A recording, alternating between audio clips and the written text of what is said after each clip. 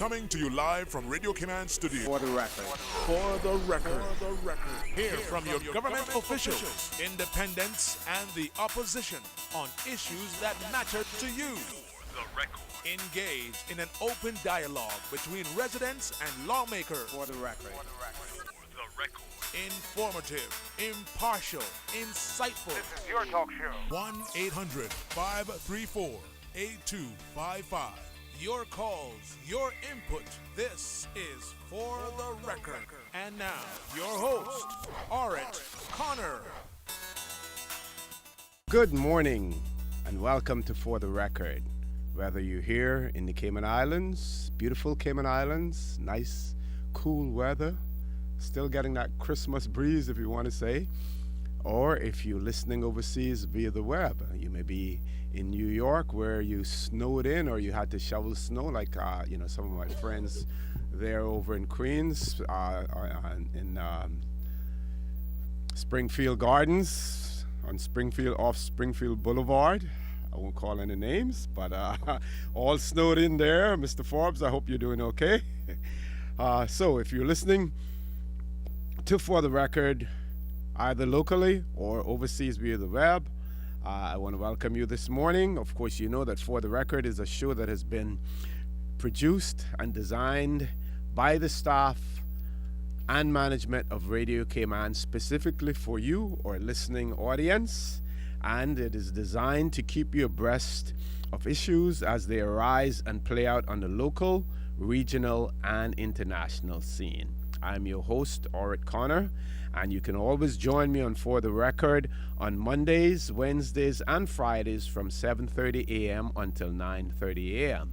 Our phone lines are always open, and there is always someone, usually in the form of Ms. Susan Watson, waiting to take your calls. This is your radio station. This is your show, so please take advantage of it, and we know that many of you do take advantage of to call in and to express your views or to make comments on what sometimes some of our guests or even what I may say on the air as well. And of course, those numbers that you can reach us on, our toll-free number, which is sponsored by Lime, is 1-800-534-8255. You can also call us on 949-8037 and 949-6990. The last two numbers are not toll-free numbers. And of course, if you don't like to talk on the telephone, and there are not too many people who don't like to talk on the telephone, and some like to talk on the telephone and like to hear their voice on the radio at the same time as well. And when when you're not in that mood, then you can email us at For the Record at candw.ky. That is For the Record, one word, at candw.ky. Of course, For the Record has promised to give you access to your legislators, to those who make policy, and to those who implement policy as well.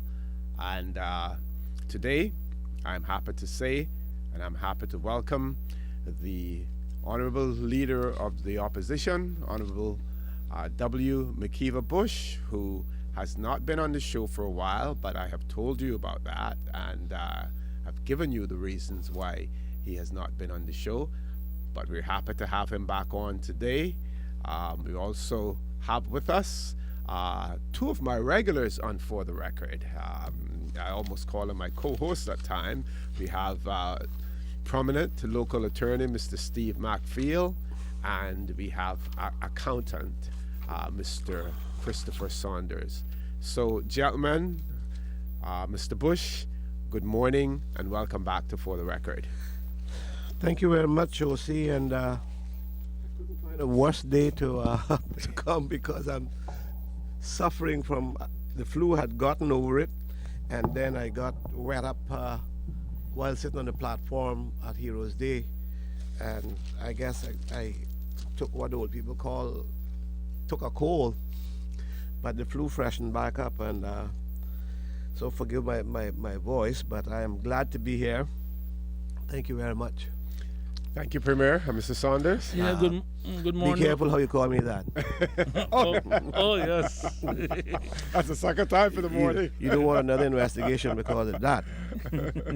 Good morning, Ocean. It's good to be back. I'm good to be here with yourself and Steve again, and good to see my good friend Mac back on his feet. And I don't want to sit too close to him this time because my birthday is next weekend, and I can't afford.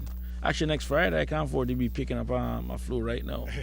So, maintain some distance this morning. Yeah. Morning, Mr. McFeel. How are you? Good morning, Mr. For the record, O.C. Connor. I'm happy to be with you. This is the first time that I've been on the show with the honorable leader of the opposition, and I'm so happy to be with Chris again. We seems to be good friends. I didn't actually know the depth of Chris until I came on the radio. He's young. He's younger than I am, and he reminds me of myself when I was his age. We'll see. And we're neighbors too. We grew up with neighbors. Yes, we right are. across, literally Yes, across the road from across me. the street. And northward. Excellent. Not far apart. No. Actually. Yeah. Well, Mr. Bush, so many things have happened since you've been on the last show, so I'm sure there are lots of things that we're going to be talking about this morning, but I want to give you an opportunity to make some opening remarks as well this morning. So I want to avail you of that opportunity to give some opening remarks. Well, certainly many things has happened since then. Seems like my life was destined to be one of controversy. But firstly, I thank God for these past 60 years that He has given me. There's been many challenges along the way. In recent times, tremendous challenges. Just last night I was thinking about it, and I guess the loss of my daughter was the greatest challenge that I've ever had to deal with, and still not able to cope with. The case, all that nearly made me lose my faith in things, lose my faith in people. People that I had respect for and whom I expected good faith from. It made me lose faith in some of what the UK do around us. But of all the things that happened in the past, over the years, the Eurobank situation, the tax saving directive, and the Foreign Office's various expectations and demands of us in the past. And I had to fight back while I had some responsibility. All those things, OC, shook me, but the scale of the conspiracy of Taylor and how he used the combined opposition, how he infiltrated my friends and supporters, how he used officials who were supposed to be independent, and how the combined opposition allowed themselves to be used because of their sheer desire to be the premier and their quest for power, and thus take over the government. All that led to the trial. Their so-called investigations that resulted in a tremendous loss of business for people.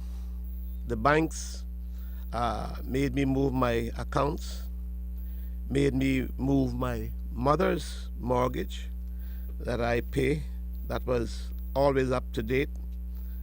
The loss of friends because of the trumped-up investigations, trying to find things that did not and do not exist. All these things have shaken my life, left an imprint on my life, so much so that I still seek God's grace, His mercy, and guidance every day of my life, because I know whom I deal with. It nearly broke me physically and financially, damaged me probably permanently. Church don't take that away. Although I go to church, I still find myself at my daughter's grave and I weep. I do so at night even. But none of that takes it away. I love to dance. My church don't believe in dancing. So I can't get that exercise much anymore. But the sheer weight of the Foreign Office and the henchmen here using money that we need, that they made me increase fees on the people to get money for them to starve and to stay in 4-star hotels trying to find something I didn't do. These things, of course, has to have an impact on me.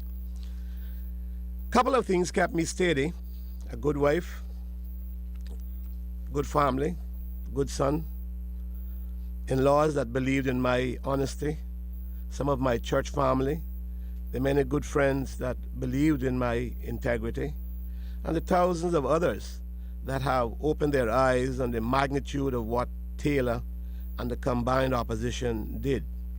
Since the ordeals of the last 6 years, ever since 2003, but more so the disastrous effects of the various destructive actions in marches, and I'm talking about the combined opposition, in marches and mock parliaments when the assembly was in session, and their actions, their accusations and lies to stop every project I promoted: the darts project, the hotels, the roads, the cruise facilities, the fuel facility in East End, the Cayman turtle farm revitalization, the landfill that is the dump, the sewerage system, the solar projects for homes and government buildings, Shetty and Economic City. All these things, all those things, OC, billions of dollars that could have been pumped into our economy. And so while I hurt, nearly broke me physically, and what it did to these islands, look at how our people are suffering today with no water, no electricity, losing their houses, no work, while even permits have increased by 8%. So what it says is that Taylor hated me and the combined opposition assisted. I fought against the imposition of many things which I know would be disastrous for us, especially the big four, and I'll stop there. The taxes, the beneficial ownership plan, the lowering of life sentences, and same-sex marriages. Those are the things, the last things that I had to be battling when I was in England on the 7th of December and 8th of December 2012, and people will know what happened on the 11th of December when I returned here. What concerns me today is not just the disaster affecting our people and our economic needs, but look at the revelation of Mr. Saeed, and that coming on the heels of what Taylor did to me. I mean, how can business people and any right-thinking people sit back now and think it's only McKeever? What happens when that attack and that destruction goes deeper into the community, which may be happening now? Folks, I want to remind you that you're listening to For the Record. I'm your host, Orrit Connor. My guest in the studio with me, we have former Premier and leader of the opposition, Honorable W. McKeever Bush. We have notable and prominent local attorney, Mr. Alan Steve MacPhail, and we have Mr. Christopher Saunders, who is a certified public accountant and is employed in the financial services industry. When we come back, we want to talk to Mr. Bush. We want to hear more from him. You've heard what he has detailed. Certainly enough for anyone to be bitter and anyone to throw their arms up in the air and say, "Forget about it. I'm going to just forget about public service." And when we come back, we'll want to hear from him in relation to whether or not his attitude has changed about serving the people of the Cayman Islands based on the ordeal that he has gone through. Please stay tuned. We'll be back shortly.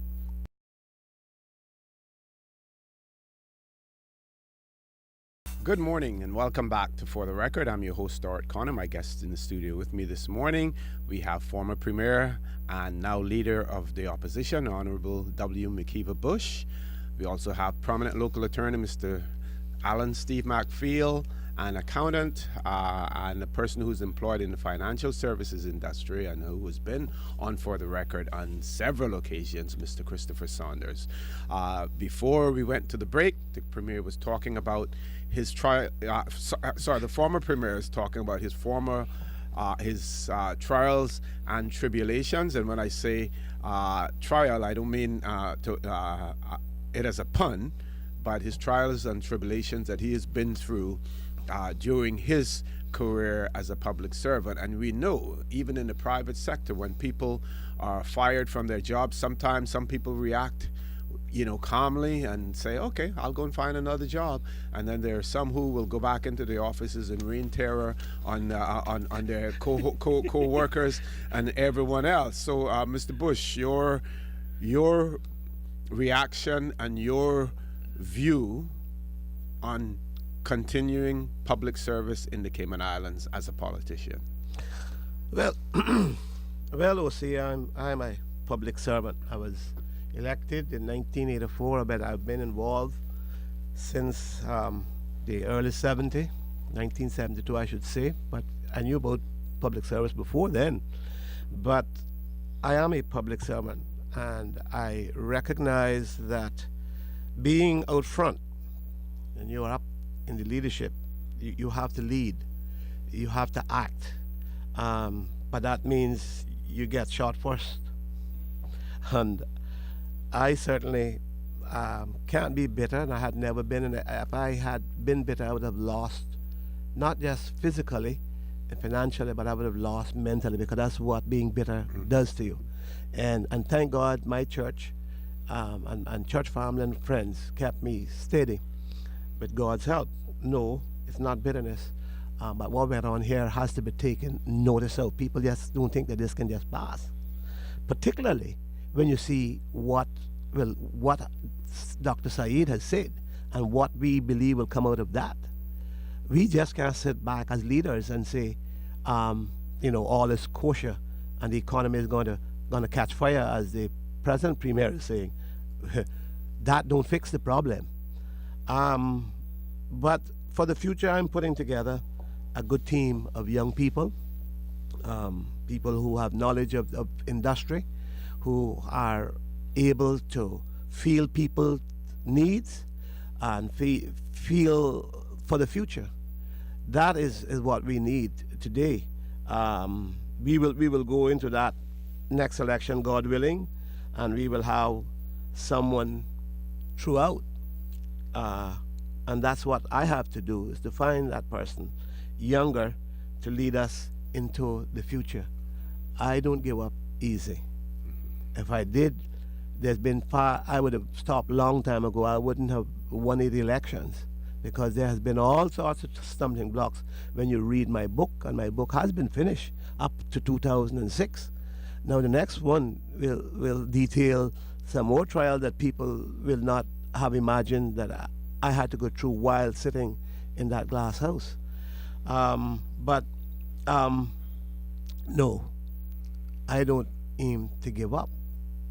That's not in my dictionary. The people need people to represent them, that feel for them, that have knowledge of what they're about, what they're going through, and are willing to lead and to get help for them. For those people who say that the people must help themselves, that is partly true. But when people can't help themselves, then a government must step in. That's not happening today. There's far too much emphasis put on things that are of no value to this country in the long term. and a lot of pettiness, a lot of personal attack going on within government itself. You can't expect anything better to happen on the outside when you have the minister and the chief officer fighting the way they fought. And just recently, what happened in Mr. Kurt's ministry, which nobody is seeming to want to talk about either. But none of this can, that just the tip of the iceberg of what's happening in government. I said to you before, just before we started, I wouldn't want to be a civil servant for nothing. That is something that many Caymanians drifted towards. Yep. Aspired to be a public servant, no matter how low it was. They wanted to get a job. It wasn't easy, not because they felt it was easy. It was because they felt they was contributing, the vast majority of them, to their country. Today, what I see happening, what sometimes comes out of the deputy governor's mouth, what sometimes comes from the governor's office, and certainly what is happening around them, the papers are pounding them to pieces. Yeah, you see some survey that was done recently. And so how do you expect then for the rest of the community to feel? You think the rest of the community can feel that it's good when you have 6,000 or 5,000 civil servants getting that pounding? Well, that translates probably into 4 or 5 times that amount, if not more, of our people. That's what happens. And so I believe that it's time for some changes of attitudes, yes. Yeah, production need to take place all around, but some changes need to be made, and that will safeguard the Cayman for the future. That is looking at what the Foreign Office does here. That is looking at what Cabinet does as what is their so-called good governance is. And of course that is looking at our inner selves and asking us, where are we planning to go? What do we plan to do for the future? Can we sustain being a part of the UK with them pounding us behind the scenes and then trampling us the way they have trampled me, and then ourselves fighting?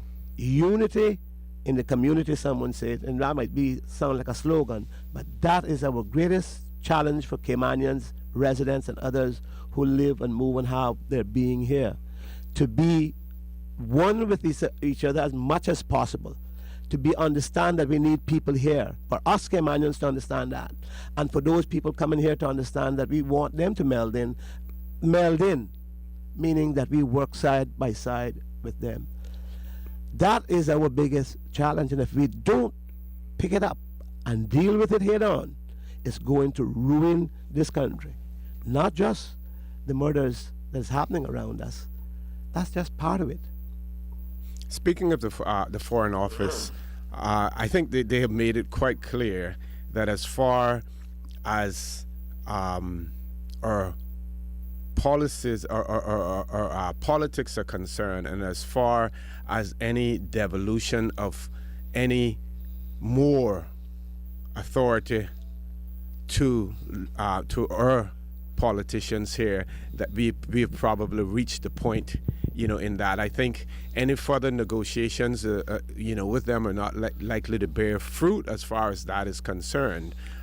So you've spoken of us making a determination as to whether or not the situation that we are under with the UK is sustainable, or whether or not we want to go further with it. And what are your personal views on that? I know a lot of people don't like to hear the I word. No, well, we're not talking particularly about independence, but let's just say that the person that don't want to be independent person, I don't know who that person is. Everybody at some stage of their life want to be independent of something, and certainly I don't believe that the present situation augurs well for us.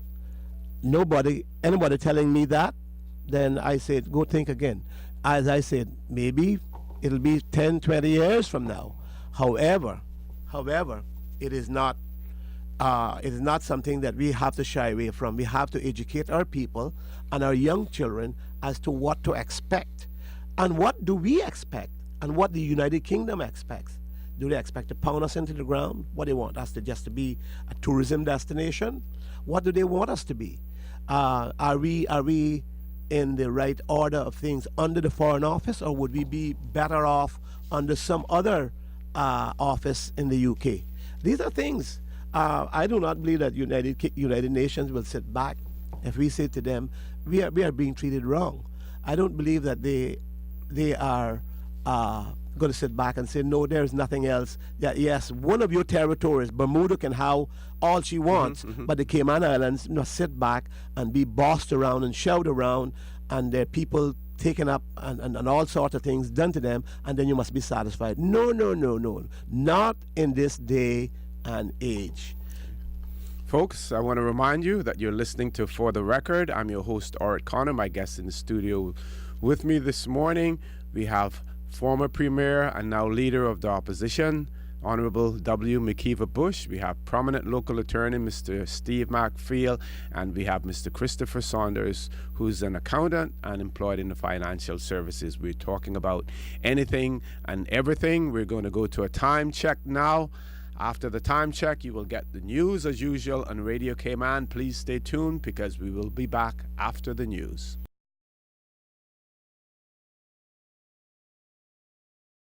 Good morning and welcome back to For the Record. I'm your host, Art Connor. We're talking this morning with former Premier and now Leader of the Opposition, Honorable W. McKeever Bush. We also have in the studio with us Mr. Alan Steve McPhail, prominent local attorney, and we also have Mr. Christopher Saunders, who is a certified public accountant and is employed in the financial services industry.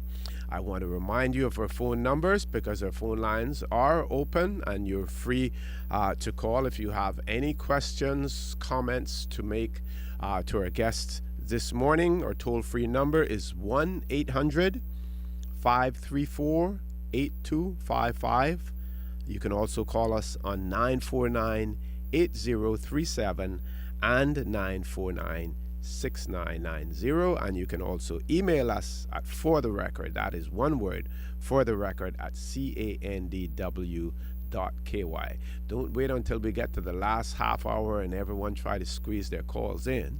I know what we're talking about is certainly interested, and you probably prefer to listen rather than to talk. And if that's what you prefer, if that's your preference, then we're fine with that as well. But I'm told that we have one caller online now. So before we go back to Premier, we want to take that call before we go. I wanted to end up my discourse on what we were talking about, the situation around us. Okay, let's go ahead and do that so that first, caller and then we'll might take the caller. had Yeah. something to it.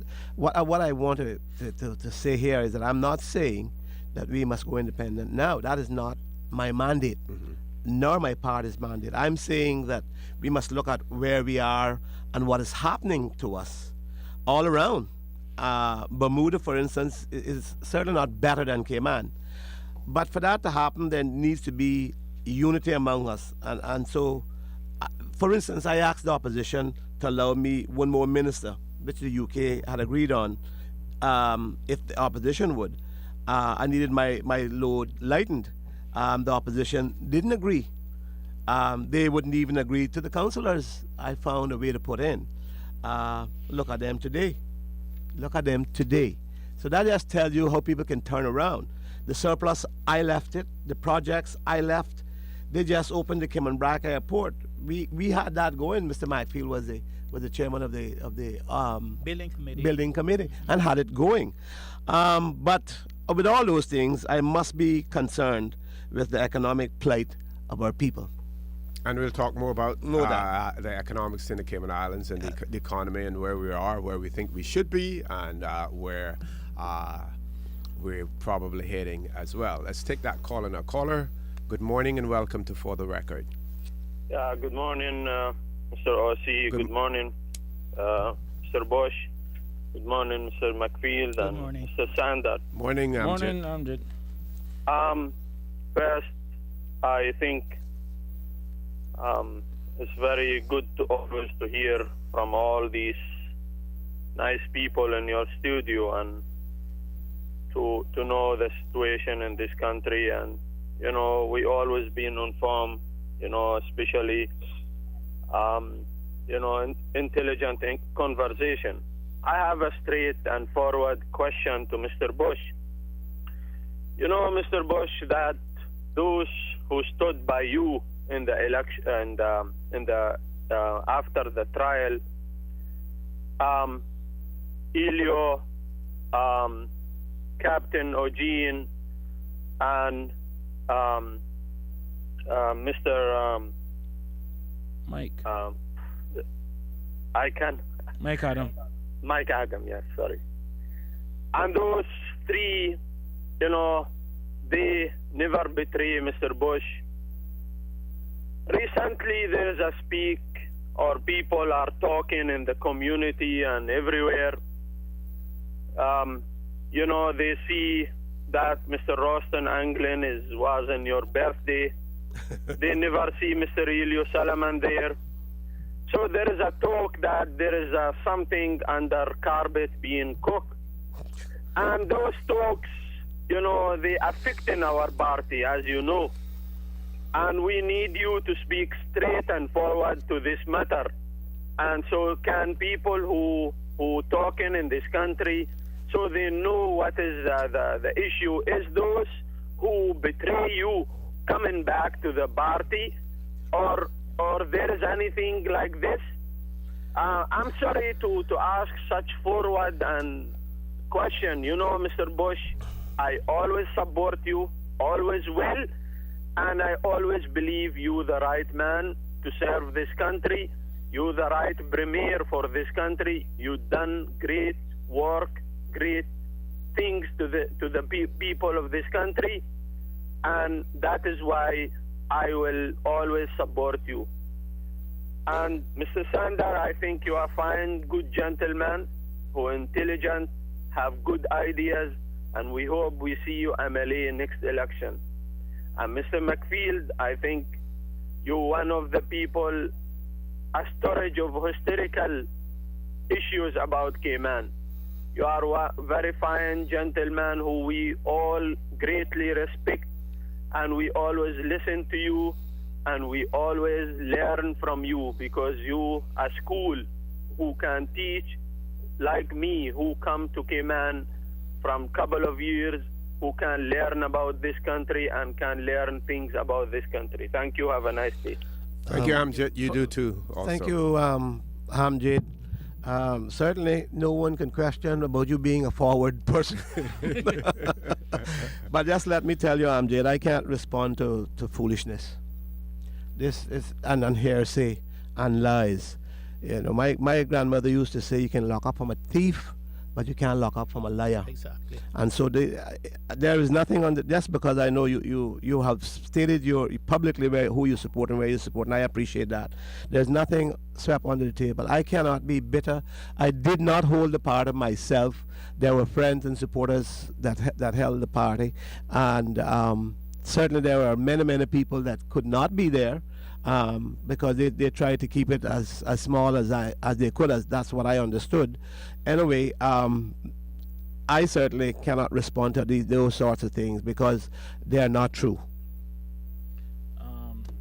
Just one of the things I want to touch. I mean, before the call came in, we're speaking about the whole independence issue, and I think one of the things that we need to realize is that it is not a one-way conversation.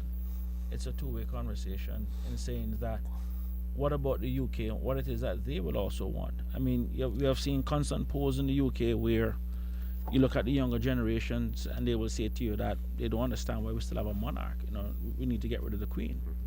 And I mean, you look at even London, I think it was in 2013, the most popular new name for a boy in London was Mohammed. And the number one food being eaten in all of England was actually curry. So if you look at it, I mean, England is not really continuing on their own part. But there's one thing I wanted us to add a little bit, and I will take my own responsibilities for it. Earlier, Mr. Bush was speaking about being a public servant. Is that last Monday when we had Heroes Day, there was one public servant that I believe should have been recognized and was not recognized in that, and that is actually my good friend Gilbert McLean. And when I look at the whole thing, I mean, and I will accept my responsibility because I mean Gilbert was a part of that committee, and sometimes you sit down and you actually take things for granted that, you know, they would have at least recognized, especially when you've seen such a long list. And I decided to go out and do my own research and in terms of what Gilbert did as a minister. I know that's like a few little moments just to share some of that and to publicly thank him on behalf of the people of Bordentown for what it is that he did. And Mark, you remember some of these because I think you two were actually in cabinet at that time. But he changed the Department of Health to the Health Service Authority back in 2002. He installed a $5 million Cerner system that computerized the patient and financial records at the hospital. He established a facility for short-term mental patient care at the HSA. He legislated the health practice law and created a council for medicine and dentistry, nursing and midwifery, pharmacy council, professions allied with medicine. I mean, normally I could like memorize some of these stuff, but when I started looking back at it, he created a facility for geriatric and women's health care and public health. He instituted law that requirements that claim forms should be used by healthcare facilities. I mean, legislated standard health fees for billings using the codes. Created legislation, the Health Practitioners Commission. Created legislation for the Inspectorate for Healthcare Facilities. Revised the health insurance law, which established for the first time the Health Insurance Commission and Superintendent of Health Insurance within the Inspectorate. Created the Cayman, created Cynical, the abattoir that we have in Bordentown. He did that.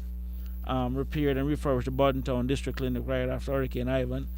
Established the Tobacco Steering Committee. I mean, when I went back and I started looking back at some of the stuff that Gilbert did in a short time there as a minister, I was really impressed. I mean, I started like literally writing these things down. And to even see, I mean, even the emerging pioneer, and I thought even Gene Thompson would have been recognized for of course, it was a nominating process, and you had to have someone. But like I said, I nominate.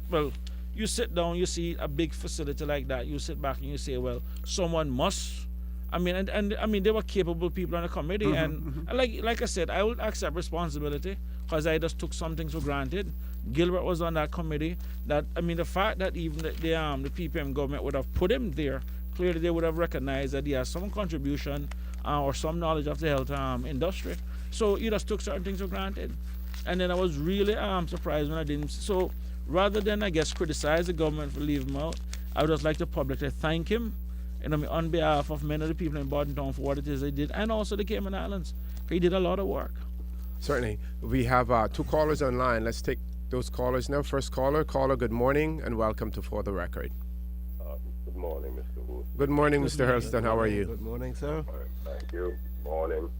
The honorable leader of the opposition, Mr. McKeever Bush. Morning, Mr. Saunders. Is there as you have seen? Morning, my brother. Yes, sir. Morning to you and to Mr. Steve McField. Good morning to you, sir. Good morning, good morning. Someday I hope to see him as Chief Justice of the House. Oh,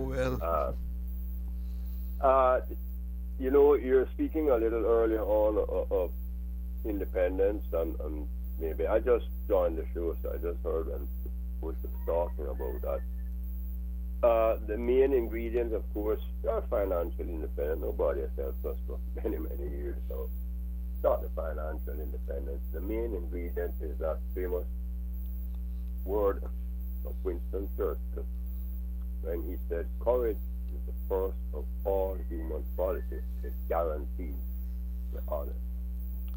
And that is the one thing that's lacking in our people right now. Courage, and that's the only thing I see that stops us really. There isn't courage. You must have the courage. We're independent. There isn't courage.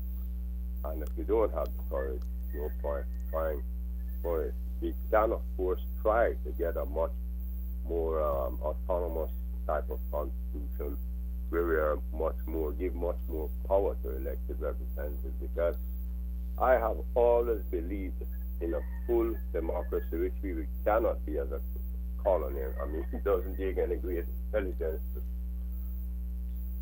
come to that conclusion. You cannot have total democracy. Right now, as I see, our elected representatives, this is the voice of the people, the collective voice. They represent the people. That's why we have elections. And what's not good for the people then can't be good for Cayman. But if they are the least powerful of the 3 entities that comprise the government, you got the administrative part, you got the judiciary, and you got our elected representatives. which has no control over anything really except doling out the money when it comes up to it. It is a sad thing that people don't want to sit and focus on that and think of a way forward in this modern day and age. And the point is now our Caymanian society is so watered down that to say there's an upsurge by the people to say let us move forward to something more where we have more control and our elected representatives have more control. We see crime escalating, serious crime escalating, leaps and bounds, and really our MLA is the only thing. We can't even go to the constable and say, do this, you should be doing that. And in the independent country they could. Caller, but you mentioned about the legislative branch being effective, but we have to recognize also that they do pass legislation. They're in a position to pass legislation, and that legislation will govern what the people, what civil servants do also. But I do understand what you're saying, that that as far when it comes beyond the legislation, then it's a little bit more difficult. It can be overridden by the colonial powers. They can override important legislation. Correct. And say, no, But in our case, not much has been done in that respect. We have probably seen more in terms of them trying imposing legislation on us that we have refused to enact ourselves. say that. If I should say, though, they have told us not to put legislation in, or they were going to Disallow annul it. Yeah, they were going to disallow it. Yeah. So it's the same thing as the caller is saying. Caller, I'm going to ask you to leave us there at this point in time. We have to go to a commercial break, but please feel free to call back. We still have another hour to go on For the Record. Folks, you're listening to For the Record. I'm your host, Stuart Connor. My guest in the studio with me this morning, we have former Premier and now Leader of the Opposition, Honorable W. McKeever Bush. We also have in the studio permanent local attorney, Mr. Alan Steve McFeel, and certified public accountant, Mr. Christopher Saunders. Please stay tuned. We'll be back shortly.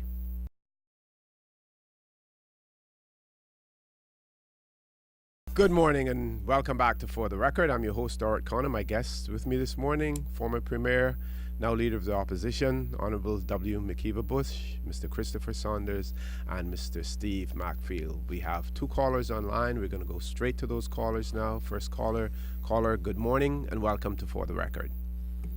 Good morning, Mr. O.C. Good morning, Devil. How are you? All right. Good morning, Honorable Bush, Yes, good morning. Mr. McFeel, and Mr. Saunders, Good morning, Mr. Devil. and the listening public this I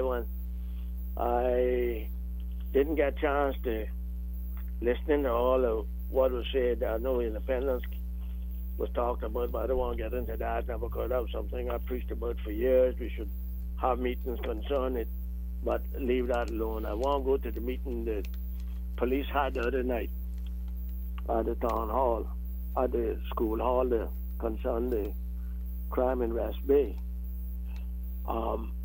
We cannot expect the police to solve all of this overnight. This was something brought onto us for years and years and years by us. We has never provided anything for our children besides Northwood. When they brought in that urine test that you all thought was helping, it didn't help. I don't know if it helped two people, but it destroyed a lot. They put us in Northwood with a criminal offense, and we could not go back to the United States or get on the ships or anything. So it's late, but we got tried to reverse that now. Mr. Steve McFeel is an acting member of the Seafarers Association again, and we intend to do something about it. See if we can do something and get some of our children back on them ships, because that made many of the better boys. I can go back a little ways. I guess I got to go back, tell her where we came from. One of the worst things that happened in West Bay when a little 12-year-old boy got his head blown off with a watchman shotgun. a loaded shotgun amongst our children for 3 o'clock in the afternoon. But that's not the bad part of it. It was accident. But should we allow that same watchman to continue amongst our children? No. You know who had to stop it? He would quit his job if the politician didn't get him back the shotgun. He got it, and I had to get a petition made to go to the governor. Governor Long, I can read the letter to you now. That's how that shotgun would take away from that man, or it might be more people there. The gates, the fence on the town hall field was not put there by government, but put there by the JCs and PTA to keep the traffic off the road, off the field, not us. And they would lock that and tell us get off the field. Just put a sign up there, lock the gate, put up no games on Sundays. All of that went on in West Bay, and we feeling the effects of it right now. I had changing rooms and toilets put on the field. They's gone. I had powers of the day to put a court, basketball court there, and he even called me from a glasses to get money to beat it. So all that I one did, and I was gonna put one in every trouble place on the island, Bushby Hill, Northwest Point, Mount Pleasant, and them children play around till 10, 11 o'clock and go sleep. So we brought this out. We all got to put our hands together, pray, and try to get this back here, and try to get some of our children that criminal record for a little smoke a ganja got to go. Because I had a meeting, public meeting some years ago, and I brought a reference. I say it could be a child going to school in the States or anyway, making good grades, came home for the Christmas holidays, he went to a party and a little smoke passed around, he took one, he raided it, and he cannot go back to school. And since that, something happened with about them boys. So I know what I'm talking about. We got to put our heads together, not to go to blaming this one, the next one. We got to work now and see if we can reverse this whole thing and get our children and back at work. And it's easy for them to get out there. I catch a lot of help for supporting sports or being on the town hall field. I should be doing this. I know what it is. If I can save one person from going to hell through my help, I could do it. Okay, caller, I'm going to ask if you can leave us there with that so we can grab the other caller as well. Mr. Bush wants to respond. Yeah, I think I won for his call.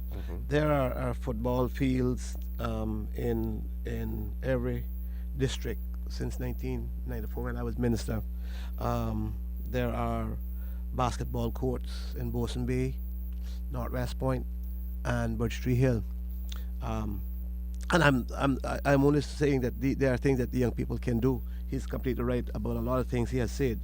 There are a lot of things that they can do. But I want to point out there are football fields.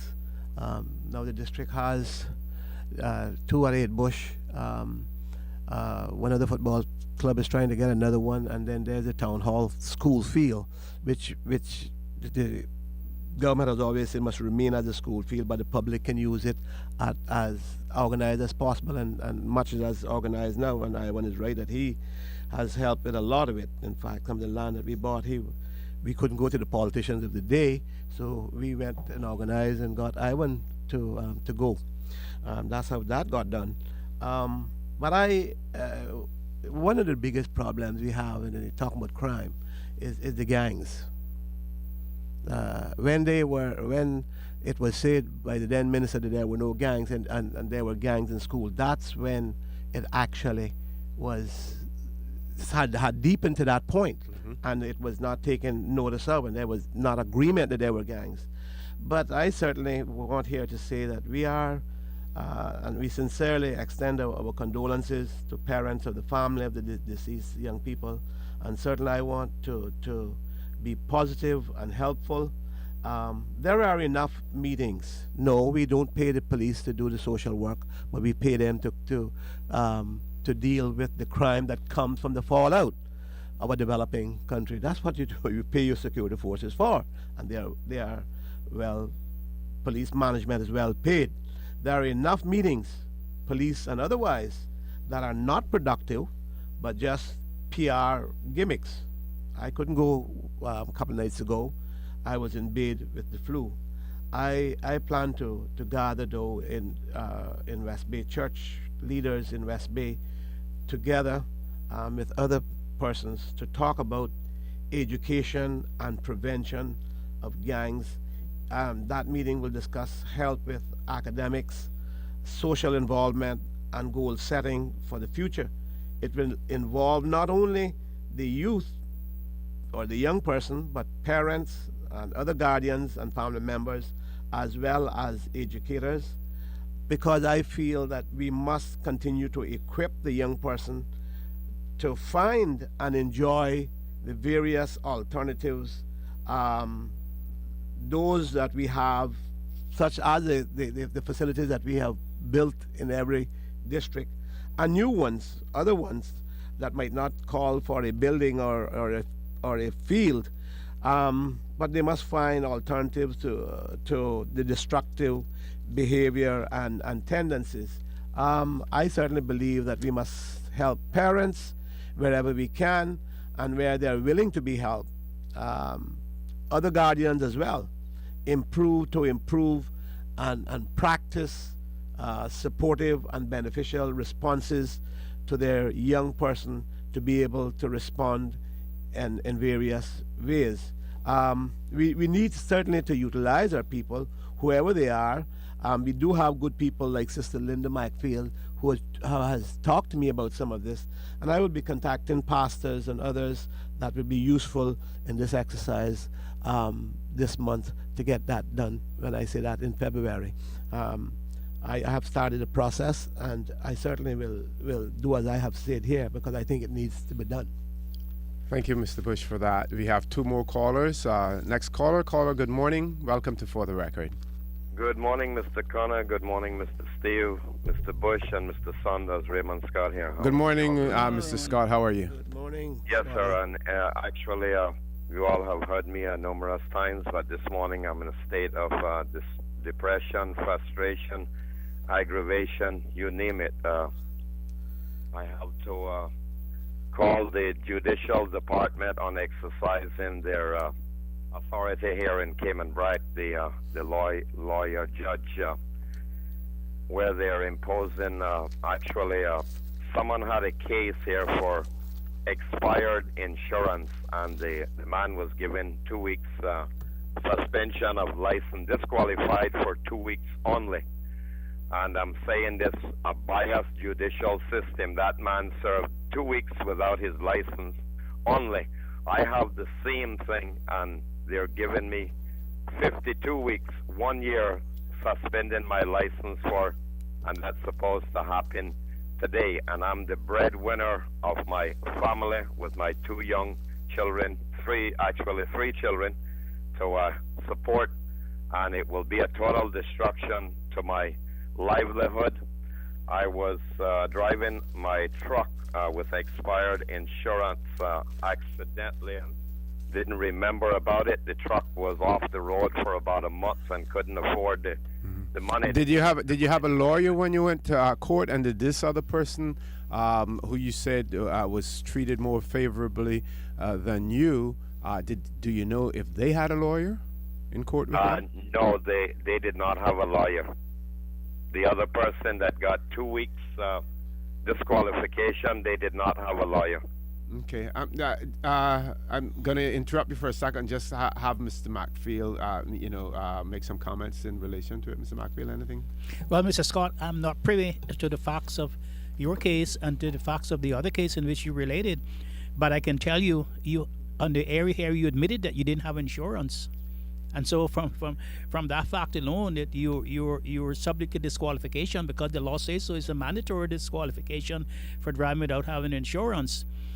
Certainly, there are certain circumstances that, if they're extraordinary circumstances, the judge may have a discretion for suspension, but it's automatic suspension under our roads law if you do not have insurance, and you admitted already that you don't have insurance. So I don't know what your problem is. Is there a discretion in terms of the length of time for the suspension? It's only discretion in the terms of the length of the time. Okay. But it's mandatory disqualification for a year, and then it's a discretion for the judge whether she will or he or she will suspend it for more than 1 year. So you're saying there must have been some mitigating circumstance that the person was able to bring to the judge's attention? It had to be some really great mitigating circumstances why that person only got suspension for 2 weeks. But I can tell you, the minimum suspension is 1 year, and then there's a discretion for her to he or her to suspend for more than 1 year, unless there are extraordinary circumstances why she shouldn't do so. Mr. Scott, go ahead. Hello? Yeah, go right ahead, Mr. Scott. You heard what Mr. Macfield said? The other bias circumstances involved in it.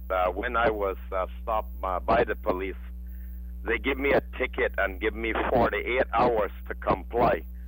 And I complied as quickly as possible within about 12 or 16 hours. Everything was brought up to date within that time, way less than the 48 hours. The ticket was then carried back to the police station and given to the secretary there. And following that, the district commissioner of Cayman Brac met with the inspector of police here in Cayman Brac, and he assured him that my case was not going to court because I had complied within the 48-hour duration to get my insurance up to date. And that's where I'm accusing them of biasness and disappropriation of their duties to give me a ticket for 2 days and then have this case carried to court and make me and my family suffer for 1 year in the deprivation of my duties. Also, I am involved in a search and rescue coordinator, and I have been called out from my house and even out of my bed all hours tonight to go out to work with the police hand in hand. And it has happened a week ago. The police called for my assistance. Now, by doing this to me, taking my license away, I cannot be of any assistance to anyone out there around the Cayman Islands in carrying out the search and rescue and sending boats and ships and working with the police and you name it. So nothing was known or taken into consideration, and there's nobody in authority that can help or do anything about it. Did you when you went before the judge, did you explain all that you have said on the radio here to the magistrate in relation to what transpired with the police? No, sir. I had a lawyer on the case, and that was my regret, having a lawyer, because I didn't actually need a lawyer. I can talk for myself, and that lawyer didn't say enough. And when you have a lawyer appointed to speak on your behalf, you have limitations to what you can say. But your lawyer should be taking instructions from you, isn't that correct, Mr. Macfield? Yeah, and the problem is that there's an old saying in law that if you go to represent yourself, you have a fool for a client. And I would say to you, I'm surprised that the district commissioner and the police were telling you that they could just give you a ticket and not charge you for driving without insurance, because they would be breaching the law themselves. Well, they gave him 48 hours to get his insurance up to date. Yes, but he had already been driving without insurance. So at the time that they stopped him, he was not covered with insurance, and so that was a breach. The offense was the breach already happened. I mean, usually they will give you 48 hours or something to produce your insurance. You know, if you don't have it on you, if you don't have it physically on you, they'll give you, say, produce it within 2 days or 48 hours. But he didn't have insurance at all. Right. Mr. Scott, we're going to ask you to leave us there for now. Let's grab the other caller. Caller, good morning. Welcome to For the Record. Yes, good morning, gentlemen. Good morning. How are you doing? Okay. Special good morning to Leader of the Opposition. Morning. Mr. McKeever Bush and Mr. Field and Mr. Saunders, and also to you, Mr. Orton. Thank you very much. Good morning. Morning. Yes, Mr. Ramsey Hale recommended that we build a juvenile prison educational facility for our young people. Mr. Mike Adam broke ground for that facility, and I was very disappointed that he was not re-elected in Georgetown. Right now, our juveniles are being housed at Northwood in a building, I would say 15 feet by 15 feet. There has been reports of a lot of frustration there with those juveniles. Also, Mr. McKeewa, the license department in West Bay, they have a restroom, but it's only for the employees to use, and sometimes there are people there, almost like 30 people at one time, waiting to be assisted. I was wondering if the piece of land next to the West Bay Police Station, if some restrooms could be built there and opened when the license department is open, that people are able to have the restroom whenever they need to use it. Thank you. Thank you very much, caller. Mr. Bush. Well, certainly, the least that the department should do is to allow people to use the restroom if people are in need of its use. I will certainly look into it, because that's the least that should be done. If they have people there and people need to go, they should accommodate them. But I thank the caller for bringing that to my attention. And sir, there are two things that the Constitution calls for, but we have not implemented them. And one is the place for security for juveniles, and the other one is the district councils. Yep. Notwithstanding that the Constitution is now 3.5 years old. That's it. And we had a commitment, And we had a commitment timeline for to do that. For the We haven't done yes, it. yeah. But that is not the only problem. I mean, only the jester does not understand that there is a negative universal consciousness pervading our communities, and that most of that is from the lack of economic and social from the lack of economic and social needs of the supplying and lack of economic social needs to our young people. Our young people are the most vulnerable people in our communities today. And notwithstanding the fact that every politician mostly get up on the platform and says, oh, our young people are our most important resources. Well, if they were important resources, we would put importance to them. And sir, and talking about the juveniles and talking about the things that happen down in the West Bay, we have to blame ourselves. We are chronically dependent on other people to solve our own problems. That chronic situation started many generations ago, and we still rely on other people to do what we have to do. For instance, we had the chance to police our own selves. Like people say, oh, if we get local policemen, I said the same thing too, that we would be better off because they know their neighborhoods, they know the people. But we had a local police commissioner, and what did he do? He quit, walked off the job. We had a prison director. We had a minister in charge of prison. Governor Smith started to devolve power to the local people. He gave my cousin Frank Dr. McField the prison, and he gave a West Bayer the job as commissioner of police, and we didn't handle them well.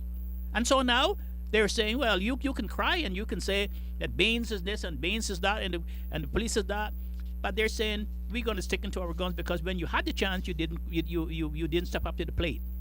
And so we are in a dilemma now.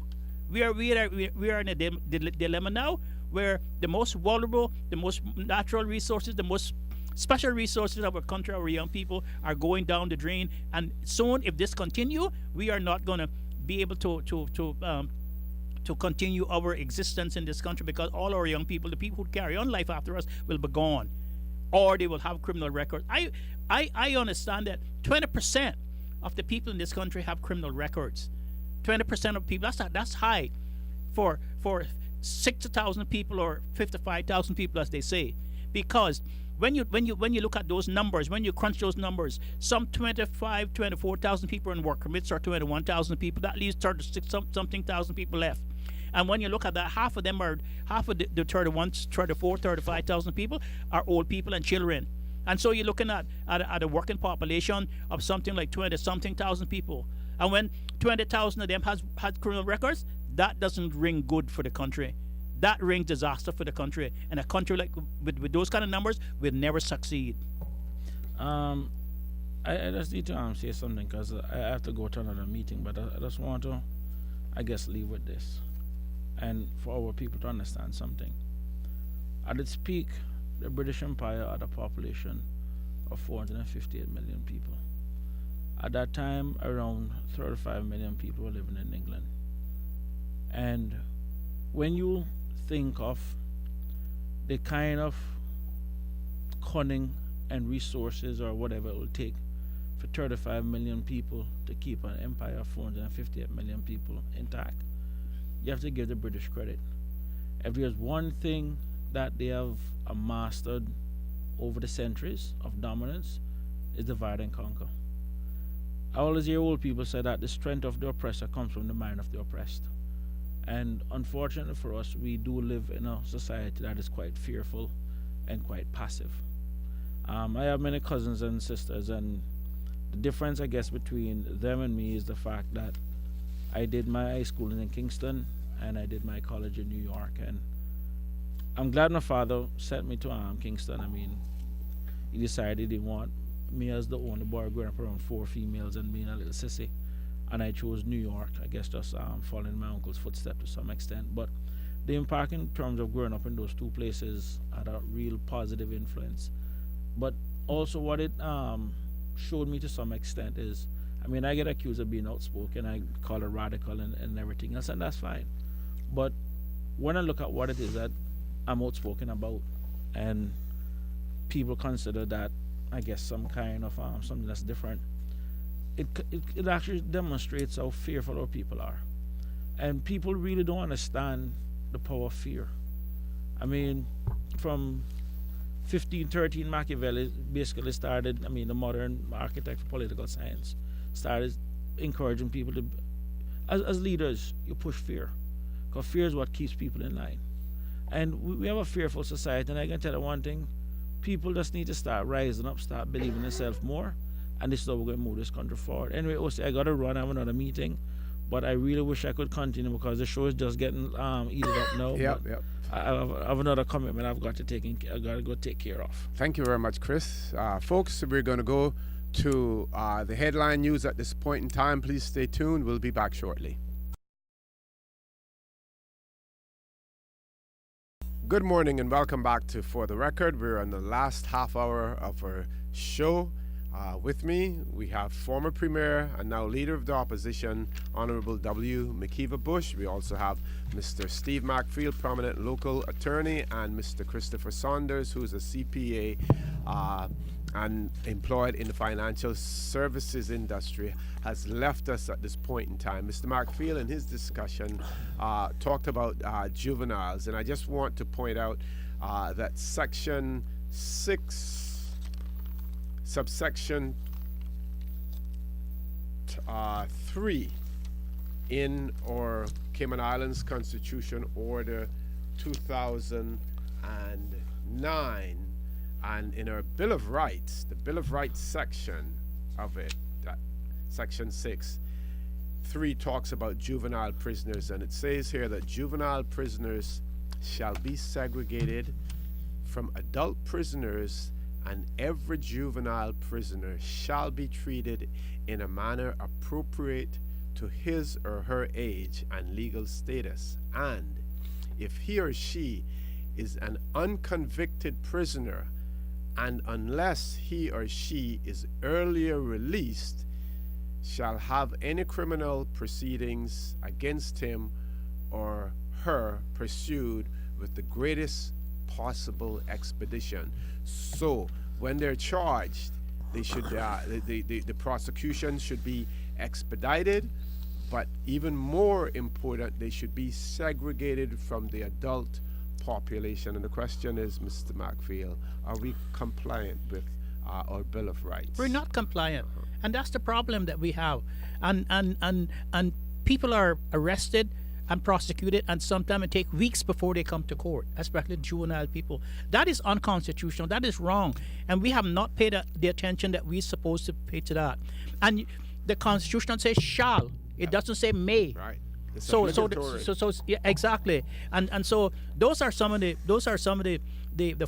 fallouts that we've had that may be causing some of the problems that we are facing today with our juveniles and our young people. It's a damn shame. Excuse me to use the word. It's a shame. There's a number It's of a shame. number of things that have impacted our young people over the years. I'm very I was very proud of Mike's ability in marshalling the plan to get that. And to say the truth, the UK was, they were mindful of the constitutional provision, so they could knock it.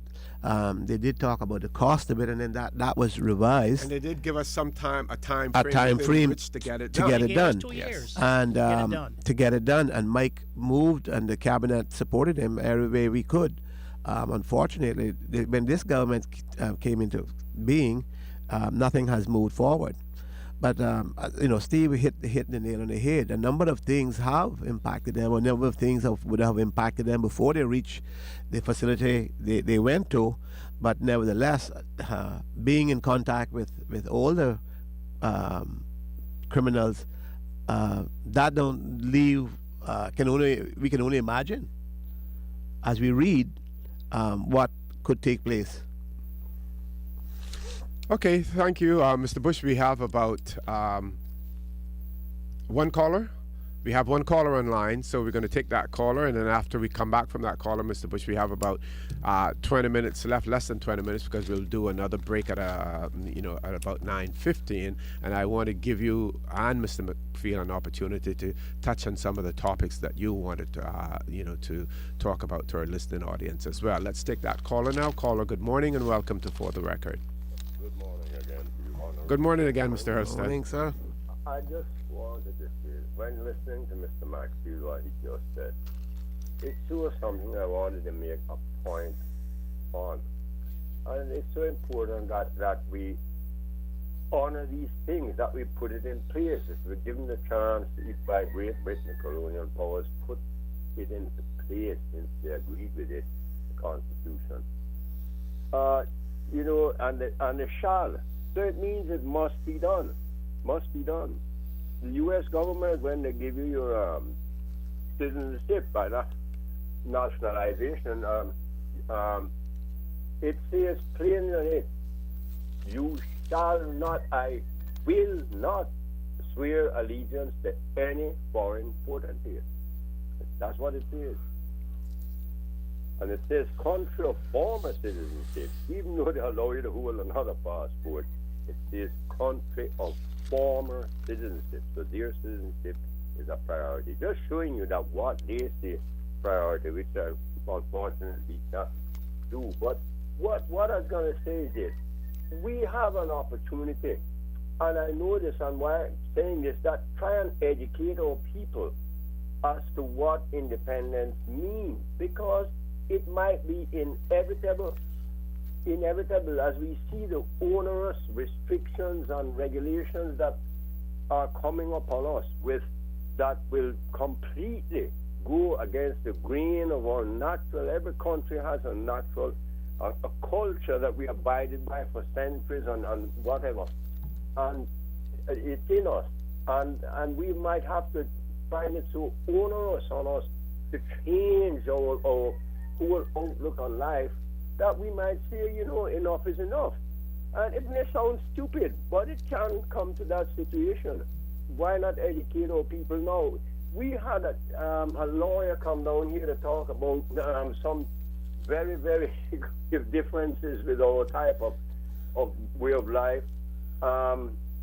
Nothing wrong with that, but I mean, why place importance on that first and not bring lawyers here who will talk, if we're going to do that, about the importance of giving us our human rights that Caymanians have always enjoyed, and make sure that judges who are going to interpret constitutional cases that come will interpret it the way that it should be interpreted for Caymanians. Have lawyers come now to talk about forming labor unions. The mother country, or if we call it that, has labor unions everywhere. Even the civil service will have labor unions, and all of Europe has, and the rest of the Caribbean. Talk about the importance of forming labor unions. I'm sure that the British wouldn't mind us doing that. Why don't we do these things? To me, this is more important. All our great politicians in the Caribbean, I know Mr. Matfield knows as well, and Mr. Bush, were all former union leaders because they realized you must represent the mass. That is the vote, the mass, and you must give the mass their due. And why can't we, do these kind of things first before we bring lawyers in to talk about very different changes that we must adopt as long as we remain a crown colony? Teach the people about independence. Teach them about these things. This is my view on the whole thing. Thank you, gentlemen, for letting me ramble on like this. Thank you very much. Thank you very much, caller. Thank you very much. We're going to go to our final break, and when we come back, we'll have about 15 minutes left For the Record. Please stay tuned. We'll be back shortly.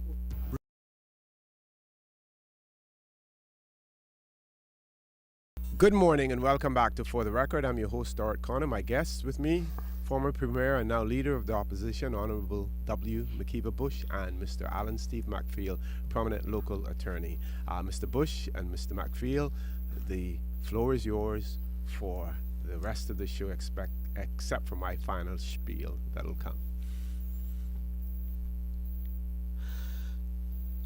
Thank you, OC. Every time I come here and you say you got 20 minutes, you take 5 minutes off. Not a good time. 15 minutes is hardly enough for me, Steve. But I want to get to another point, and that is the work of the Auditor General. I saw a tongue-in-cheek cartoon, if I should call it that, in the Caymanian Compass a few days ago, or yesterday, whenever it was, with the Auditor General's national hero. Now, surely that was tongue-in-cheek. Listen, and there's been talk about his work recently. The Public Accounts Committee in the Commonwealth, in particular in the United Kingdom, Canada, New Zealand, the bigger countries, but all of them have been chaired by the opposition. You might find one, maybe a few, but not many who are not chaired by the opposition, certainly not by the government. That's right. They have comprised for hundreds of years of government and opposition. Why opposition? Because its work must be fair, must be balanced. International standards in auditing say that the person responsible for money must be talked to, must be questioned. So in our governance, staff is responsible and politicians. So can anyone say, how is it fair to talk only to staff and then yet blame the opposition and malign the politician? That's certainly not fair. When we look at stuff here, as I have pointed out, nobody can say that this is fair. It is. I don't know how anyone could say it's not fair nor balanced to call me or any politician as a witness. Certainly, me or any previous minister who made policy. The previous minister would be in any administration that would be is held accountable. He or she is criticized wrongly in many instances. So why shouldn't he or she be able to give evidence as he or she knows it? That is the minister I'm talking about. So while some people might feel that I shouldn't be there as a witness, they need to know about parliamentary processes, practice, and procedure, and that has stood the test of time. I had every right to be a witness because I know that the wrongful things, if you don't want to call them lies, but that I can't see anything else, troublemaking at least, that was told. The things they twisted, like they said there was a prayer meeting held in West Bay, when that was a prayer meeting, was national prayer meeting was held, parliamentary prayer breakfast was held at the West End. But what they say, a prayer meeting, government paid, my ministry paid for a prayer meeting in West Bay. Now, why was that done? That was done to give me licks, so that people would think that I am spending the public money wrongly. We paid for the visiting parliamentarians at Casanova, yet they want to say that was for me. The governor seems to have chipped in here. The governor has no business with the auditor. They say he's independent. So what is that word? You mean to tell me I can't question him about his expenditure? No, nobody's questioning about the governor's expenditure, but him and the governor can talk at length and plan together as he did with Taylor. So what is being independent? Where is the fairness? The governor, the Auditor General, OC, is a creature of the Constitution. He is responsible to the Public Account Committee through the Assembly. He reports to the Public Account Committee and the Assembly. He don't report to the news media. Now, I know they like this because they can get to flourish and publish their news flamboyantly as they always do. The media gets a report once the work of the Public Account Committee has been done, and that report made to the media. It seems what he has become is a PR machine spouting dirty things on people, politicians, and civil servants, and the media is happy to print it, to make news, particularly when it seems to be a destructive attempt by him to destroy civil servants and politicians. What I question is, where are the audits on the governor's expenditure? Every bit, the details. Where is it? Where is the audit on the Auditor General on hiring consultants? On his travel, his expenditure. Where is the so-called accountability? Where is the so-called good governance and so-called democracy in all of that? So we must continue to sup it up. That's what they want. We mustn't say anything. No, I don't believe that that's right. I want real good governance, real accountability, and a real working democracy. The governor has no business with the Auditor General. Time long past for that.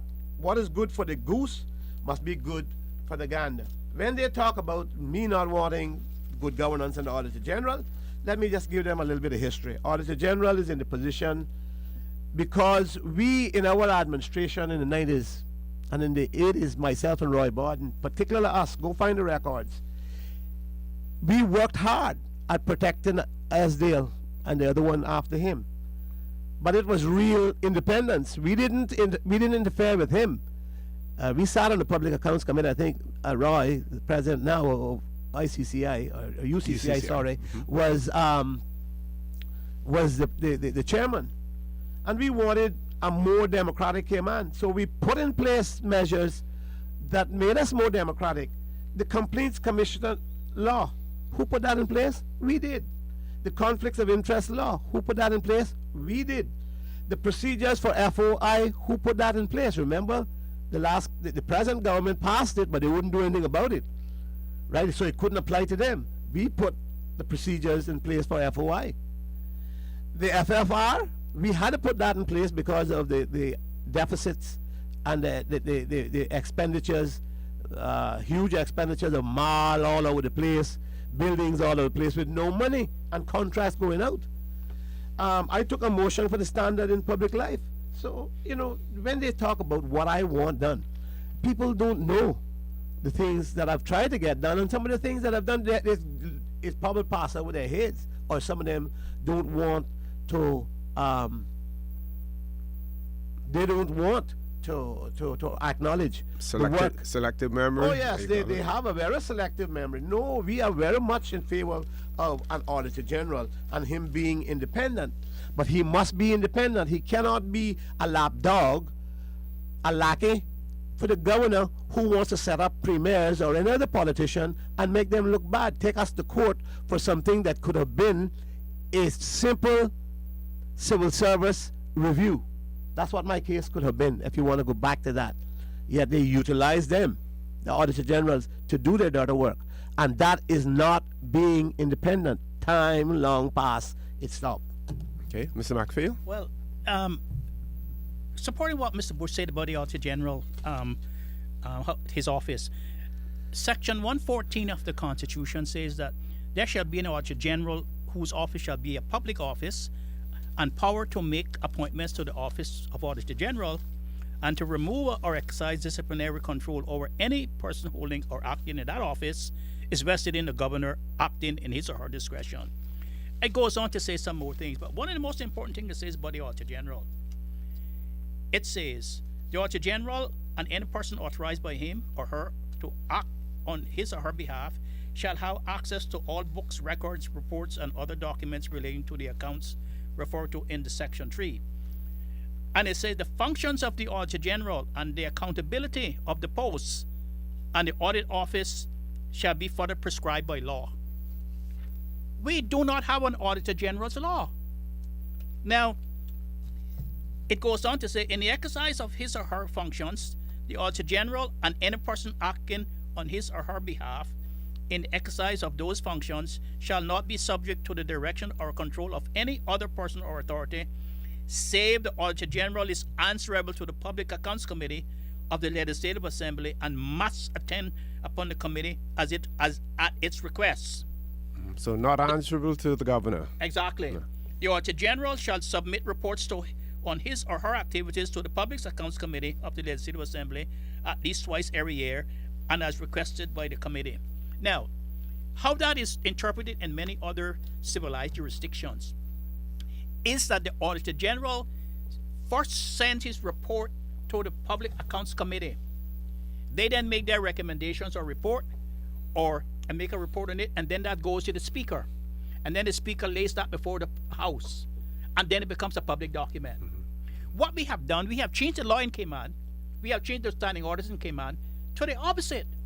The Auditor General now goes and puts his report to the public, even before the Public Accounts Committee can send their report on it back to the Legislative Assembly. Trying to destroy people. That is wrong. And we, although the Constitution says there shall be a law, it says, and I want to read it again, the functions of the Auditor General and the accountability of the posts and the audit office shall be further prescribed by law. We have refused to pass an Auditor General's law. Now we've had they have the same problems in Canada, where Auditor General would publish his report before he's laid before Parliament, and the government had to pass an Auditor General's law to be able to rectify that. He is accountable to the PAC, the Public Account Committee. Mm-hmm. That is his boss, not in a governor. And it has to be right, because the Auditor General really is examining the books and records of all the money has been spent. Mm-hmm. That Parliament say you could, that the Legislative Assembly say you could spend, mm-hmm. and therefore he has to report back to them to see whether they got value for money. Value for money, yes. And we, as a Public Accounts Committee or any Public Accounts Committee, must check for the facts. Exactly. What are you checking for? Exactly. Mm-hmm. But to see that his report is factual, and the only way to do that is to bring in witnesses. Exactly. And that's the problem that one member of the public had, Mr. Barnes Conley, some years ago, when the Auditor General wrote saying things about that. The Auditor General wrote things about him, and he said it was not factual, and he had no remedy. He had no remedy. Yes, yeah. And the Constitution says here what the remedies are and what the Auditor General's functions are. His function is not to be exercised with the press, and making statements in the press. Well, he's in Huh? he's in the press So- more than me. So he's acting seemed more like- like a politician. We thought that he would have learned from his predecessor, right? Eastdale never did that. Yes. Whenever something was wrong, or Eastdale had some comments, he would call you to the office. I've represented people that Eastdale dealt with, and he would call and he would go through the facts with you just before he printed even made his report. That's what needs to be done. That's Right. why Mr. Esdale was a good auditor. Yeah. Final comments, Mr. Bush, in 30 seconds. You give me 30 seconds. Yeah, we got to go off there at 9:30. That just gone. 30 seconds. Two things. Oh, see, my concern is for what's happening to our country, and that there don't seem to be an effort for people to do anything about it. It seems that people are frightened. People are stuck somewhere about, and the powers that be are doing what they want. That can't go on forever.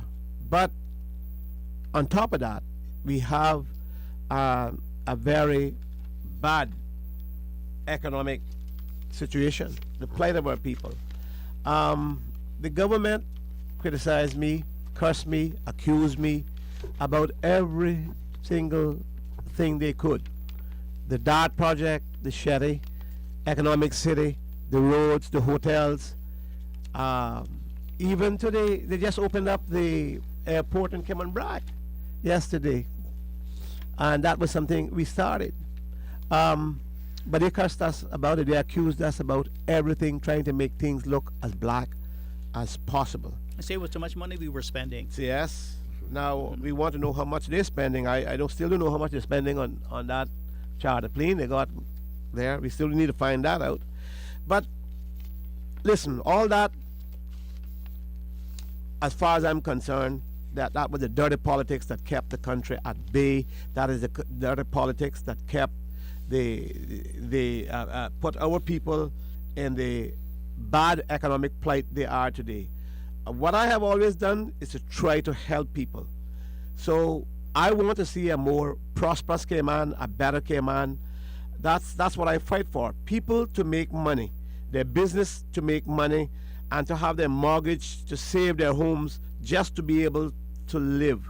I want to see the biggest problem of all solved, and that is for Caymanians to be more united. Stop listening to the wrong people.